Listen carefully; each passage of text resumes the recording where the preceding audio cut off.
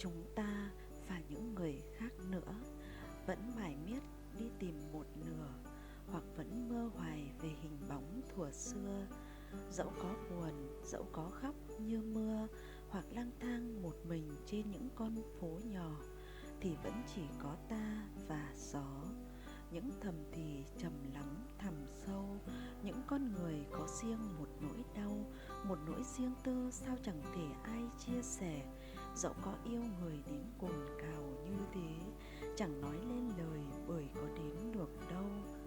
Bởi có những nỗi buồn vẫn chẳng thể nào giao cảm với nhau, vẫn loay hoay bộn bề cuộc sống. Có những lúc thấy lòng trống rỗng, đi bên người như đi với hư vô. Những ý nghĩ thẳm sâu không có bến bờ, muốn đan tay em vào tay anh quá. Những tia nắng cuối ngày dần lạnh giá, hỏi tim mình rằng đã chắc yêu chưa. Muốn cùng anh đi giữa những cơn mưa, muốn cùng anh đi nhạt nhòa trong nắng, muốn cùng anh đến một niềm xa vắng, nhưng mình vẫn là hai nửa chẳng thể nào giao nhau.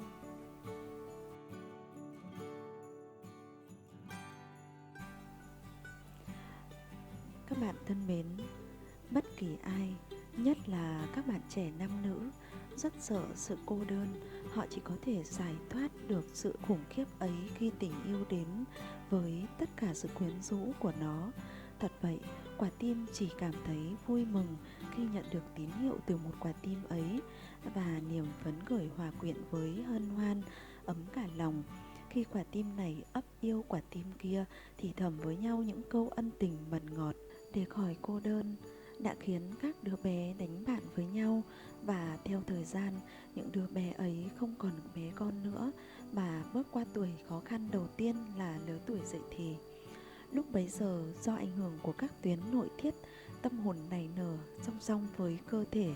Các bạn nam nữ lúc này cảm thấy họ rất cần nhau, và họ tìm đến với nhau nếu thấy hạp nhãn. Tình yêu giải thoát những quả tim non trẻ ấy khỏi sự cô đơn, nghe lòng ấm áp vì những câu ân tình quyện lấy nhau như những nốt nhạc trên bản giao hưởng của cõi mộng mơ. Tình yêu như tia nắng đầu một ngày băng giá, mà giá rét như dao cắt hành hạ con người dài ngày, giúp con người khao khát sống trong sự ấm êm của tình cảm nơi người khác phái.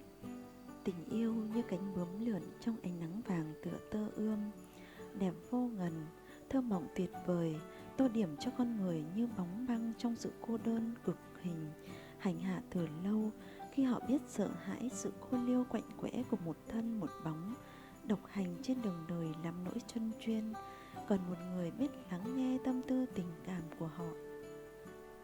Thiếu vắng tình yêu là thiếu vắng tất cả, như sống đơn thân chiếc bóng trong hoang mạc, nên con người cần tình yêu đến, cần yêu và được yêu, để tình yêu ấy như nắng ấm xua đi bóng tối hãi hùng của sự cô đơn. Chỉ có tình yêu trai gái làm con người hăng hái hoạt động, tìm được lý tưởng cho cuộc sống. Khi lòng họ ấm áp, đấy chính là sự giải thoát mà họ cần, và nếu chưa có, họ sẽ tìm mãi cho đến khi tìm được. Vì sợ hãi sự cô đơn mà một số người đi chệch đường, tìm các thú vui trong men rượu hoặc đánh bạc đối với nam và nữ, rồi sự nhiễm độc của rượu, rồi sức khỏe phí đi vì cứ ngồi đánh bạc để tìm sự nguôi quên sự cô đơn. Chỉ có tình yêu có cứu cánh tốt đẹp là hôn nhân, hoàn toàn khác với các cuộc tình thoáng qua để qua ngày đoạn tháng, để tiêu sầu như uống chén rượu nồng.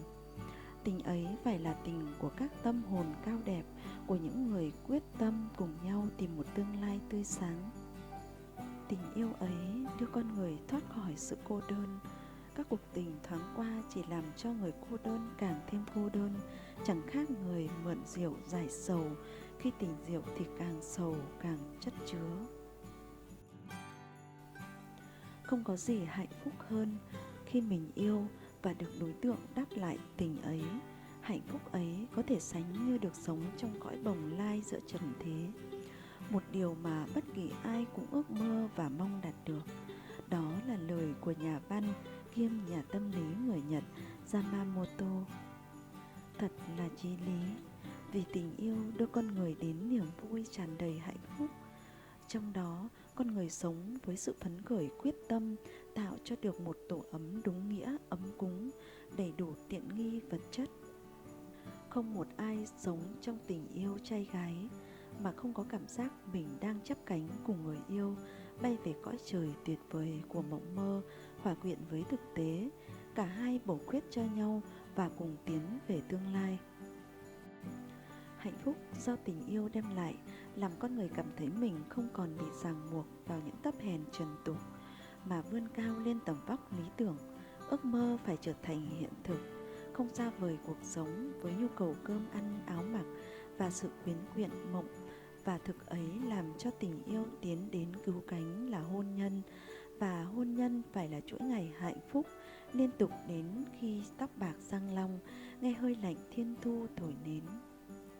Sự tương phản giữa vẻ đẹp của tình yêu đôi lứa với sự nghiệt ngã của cuộc sống đua tranh không khoan nhượng là động cơ thúc đẩy con người hăng say lao động để bản thân và gia đình không những tồn tại mà còn ngày một tiến đến chỗ ấm no hạnh phúc hơn.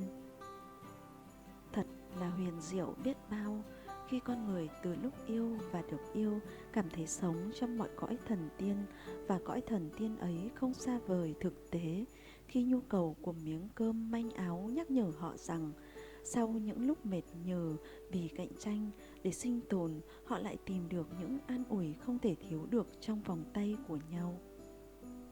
Tình yêu với hạnh phúc đích thực là ở chỗ cuộc sống thực tế đem lại của cải vật chất để con người tồn tại. Tình yêu mới có thể bền vững và mộng đẹp an ủi con người khi có những buồn bã, bực tức, tủi nhục do cuộc sống đua tranh không khoan nhượng đã hành hạ họ. Tâm hồn tha hồ mơ mộng, những lý trí buộc con người phải sống với thực tế. Thật là một sự hài hòa giữa thể xác và tâm hồn. Tình yêu nam nữ và thực tế của cuộc sống không thể tách rời xa. Đúng là các đôi trai gái yêu nhau là họ đang sống trong cõi bồng lai giữa trần thế. Họ hạnh phúc vì có tình yêu, có tổ ấm, và họ được sống trong điều kiện đầy đủ tiện nghi vật chất. Nhà tâm lý học người Tây Ban Nha Villasua đã viết trong tạp chí Blanco y Negro rằng không ai có thể không chấp nhận tình yêu khi mà tình yêu cho con người sức mạnh thần kỳ để đạt đến mục đích của họ. Chính tình yêu làm con người tự tin hơn vào khả năng của chính mình, cố gắng lao động hoặc trí óc hoặc chân tay để rồi ngày nào đó họ thỏa mãn vì có trong tay những gì họ mơ ước. Nếu không trọn vẹn thì cũng là phần lớn đủ để họ vui sướng vì họ làm được một số việc mà khi chưa bắt tay vào tưởng chừng không thể thực hiện được. Và khi hai người nam nữ yêu nhau, họ kết hợp là một, thì tình yêu trong họ như một sức mạnh đủ để họ cùng thắng, lướt mọi gian khổ, mọi trở ngại, tiến về tương lai. Tình yêu làm cho họ mạnh mẽ về tinh thần và thể xác. Họ dám thực hiện những điều họ nghĩ dù có khó khăn và cuối cùng đạt được điều mong ước. Dĩ nhiên, để đạt được mục đích, họ phải lao động cật lực, nhưng tình yêu cho họ sức mạnh thần kỳ, do vậy họ mới thành công. Sức mạnh của nghị lực, của quyết tâm đi đôi với nhẫn nại, chịu đựng chịu khó, chấp nhận mọi thử thách, vượt qua những khó khăn, và đấy là yếu tố đưa họ đến thành công. Thật là một nhận xét thâm thúy về tình yêu với cuộc sống con người ở mặt tốt đẹp, khiến ai cũng phải yêu, chấp nhận tình yêu như lẽ sống. Đúng là nhờ người yêu mà người trong cuộc mới như một nội lực thâm hậu. Nhờ đấy mà vượt qua mọi thử thách, không ngại bất kỳ gian khổ nào, cố đạt được điều mà mình mong muốn. Dĩ nhiên không phải luôn luôn như câu muốn là có thể đạt được, nhưng với sức mạnh của tình yêu, người trẻ tuổi nam nữ có nhiều cơ may thành công ở chính họ. Nói rõ hơn là do quyết tâm với tình yêu thúc đẩy, họ có sức mạnh tinh thần hợp với sự bền bỉ của con người, cố hết sức để đạt kỳ vọng. Họ có thể biến mong ước thành hiện thực. Sức mạnh tinh thần tạo nên sức mạnh thể xác, đấy là việc dĩ nhiên, chúng ta vẫn thấy những người yêu nước trước mối thù bị kẻ ngoại bang xâm lược đã bóp tầm vông, vạt nhọn với giáo mác ná bẫy, đã đánh tan đoàn quân hùng hậu của thực dân Pháp ở La Gà. Trong lĩnh vực tình yêu, người trai trẻ có trong tim ánh mắt tình tứ, đôi môi đầy lời ân tình chân thật, thì họ còn ngại gì mọi khó khăn, còn ngại gì những thử thách để đi đến cứu cánh của tình yêu là kết hôn. Và sau đấy là tạo cho được một cuộc sống ngày càng tốt đẹp, để có tổ ấm đúng nghĩa ấm êm và hạnh phúc. Tình yêu cho con người sức mạnh thần kỳ, nam cũng như nữ. Vì người con gái khi yêu thì hầu hết đều chấp nhận bất kỳ khó khăn thử thách nào, để có được điều mong ước là cùng người yêu nắm tay đi suốt quãng đường trần, cùng tạo một gia đình hạnh phúc, một tương lai tốt đẹp. Mustafa Kemal, nhà chính trị vừa là nhà tâm lý Thổ Nhĩ Kỳ đã viết: yêu và sống luôn luôn đi đôi với nhau, vì sống đây là sống ra con người, sống để hoàn thành những bổn phận, sống để đạt được ước mơ của đời mình. Yêu và sống là cốt lõi của cuộc đời con người, những nhân tố tạo nên xã hội. Và yêu đây là yêu xây dựng, yêu đi đến hôn nhân, tạo nên nền tảng xã hội. Vì thế tình yêu mới cho con người sức mạnh để đi đến thành công. Đấy là lẽ tất yếu của một cuộc sống đúng nghĩa của nó. Sống và hành động vì bản thân, vì gia đình, vì xã hội, vì sự phồn vinh của dân tộc. Và ai yêu như thế là biết sống xứng đáng với danh nghĩa của con người. Vâng, tình yêu cho con người nam nữ sức mạnh thần kỳ. Khi tình yêu ấy đi đúng hướng, đi đến việc tạo một gia đình ấm no hạnh phúc, tế bào của xã hội. Nhà tâm lý thời danh Italia đã nói: tôi không biết dùng lời lẽ gì để diễn tả được sự thật tuyệt vời mà tình yêu đem đến cho con người, sự mẫu mực của con người trưởng thành. Thật không quá đáng nếu nói rằng từ tuổi thiếu niên đến lúc trưởng thành, theo pháp định, con người nam nữ chưa trưởng thành về bản thân, nói rõ là tâm lý vẫn rất trẻ con. Phải đợi đến khi yêu, người con trai cũng như người con gái mới thật sự chín chắn trong cách cư xử, trong nếp suy tư, và do vậy họ mới trưởng thành thật sự để đi đến hôn nhân. Những mối tình non dài của tuổi trẻ chỉ là tình cảm bước đầu của những người tập tễnh để từng bước một bước qua ngưỡng cửa vào đời. Và một khi họ thật sự yêu, ý thức được tình yêu ấy là khúc dạo đầu của bản tình ca đôi lứa, yêu và mãi mãi yêu, họ đột nhiên thấy mình trưởng thành, sẽ có gia đình, có bổn phận với nhau, có trách nhiệm để gia đình ấy tồn tại phát triển về một tương lai tốt đẹp. Tình yêu, chính tình yêu thật sự, tình yêu để đến cứu cánh là lập gia đình, làm con người yêu nhau cả hai, trưởng thành, và do vậy họ sống cách nào để thích hợp với hoàn cảnh mới, trong đó là phân nửa của nhau, và con họ là niềm vui keo sơn gắn bó đời họ, mãi mãi bên nhau vì gia đình họ, vì xã hội. Thực tế trong xã hội, tất cả các bạn trẻ đều thấy, với kinh nghiệm bản thân hoặc quan sát người quanh mình, một điều kỳ thú là khi tình yêu chân thật đến, nó luôn mang theo một sức huyền bí, đủ để làm cho con người đang yêu trở nên khác hẳn. Từ một người sống đầy ngẫu hứng, tha hồ vui chơi cho qua ngày đoạn tháng, của tuổi trẻ còn rất hồn nhiên lạc quan, yêu đời, trở nên một người khác hẳn, biết đắn đo để định đoạt tương lai đời mình, sao cho đừng chệch hướng. Người tuổi trẻ trở nên già dặn trong nếp sống, suy tư, nghĩ và hành động sao cho thích hợp với con đường tốt đẹp nhất, dẫn đến một tương lai tươi sáng của một gia đình, tạo nên cùng một đối tượng tràn trề niềm vui của thành công và hạnh phúc. Người thanh niên dù nam hay nữ đang có tình yêu trong tâm hồn, hoàn toàn khác một trời một vực với chính người lúc đó họ chưa yêu.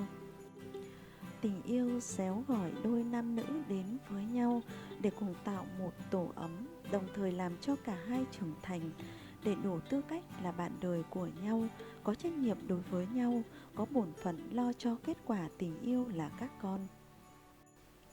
Sự trưởng thành một cách tuyệt vời ấy là một trong những yếu tố quyết định của họ có thể tạo nên một gia đình ấm êm, một tương lai đầy thành công và hạnh phúc.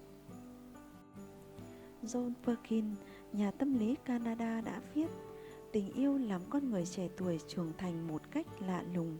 Nhờ vậy họ đạt được điều họ mơ ước trong tình yêu cũng như trong cuộc sống. Vì vậy, không ai từ chối tình yêu cao cả.